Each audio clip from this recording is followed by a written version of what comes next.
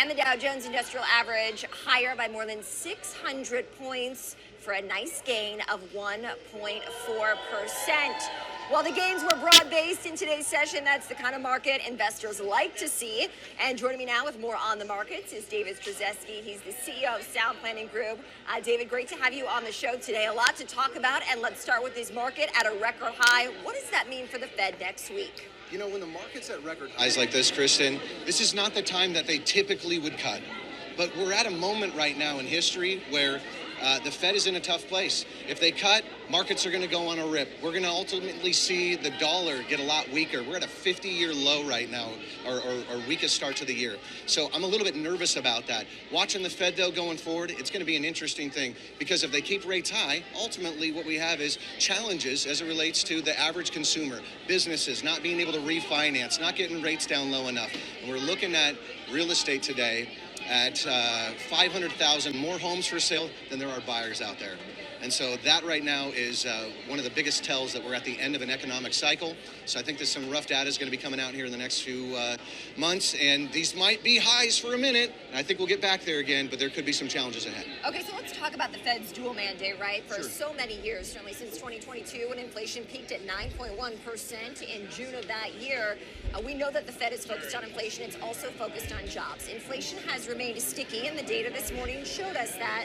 But the jobs picture has worsened, and we've seen that via a number of data points, including the claims number this morning. So what position does that put the Fed in? Well, the Fed right now is in that rock and the hard place moment. But we had 1 million jobs essentially that were overstated last year. So the data has not been clean. Therefore, if the market was rallying on incorrect data, then it should probably also be getting reset right now by the real data showing up.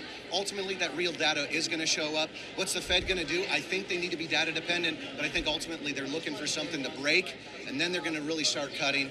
I think everything, though, points back to inflation being consistent and moving forward. Okay, let's talk Angel Studios Yeah. and the IPO market as a whole, but Angel Studios making a blockbuster debut here at the stock exchange Absolutely. today. What is this signal?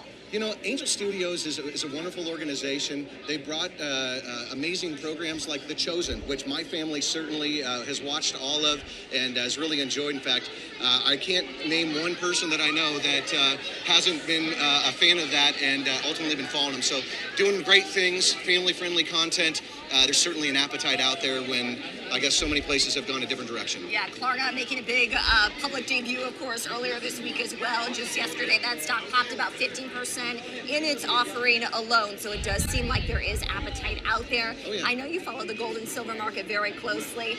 What are the trades there that you think are the right move these days? Well, what's interesting is that on 9/11/2001, 24 years ago, gold was at $279. Today, it's better than $3,600. It has far outperformed the S&P 500 this year, and so is silver. But here's the reality. Metal miners are up almost 100%. I've been recommending these because these are alternative ideas that normal 60-40 portfolios don't necessarily have allocated inside of them. So I think that it's really important to recognize that we're at the beginning of what is a commodity supercycle. I think that it's exciting to note that, you know, when we can get back to drill, baby, drill here at home, maybe we've got more strategic resources at home. I think that we're actually reshoring some very important things. If you want NVIDIA chips, you need silver. You want to go smaller, you need silver. You want data centers and AI, it all leads back to silver. Okay, so what does this mean for the cryptocurrency market? How does that factor in?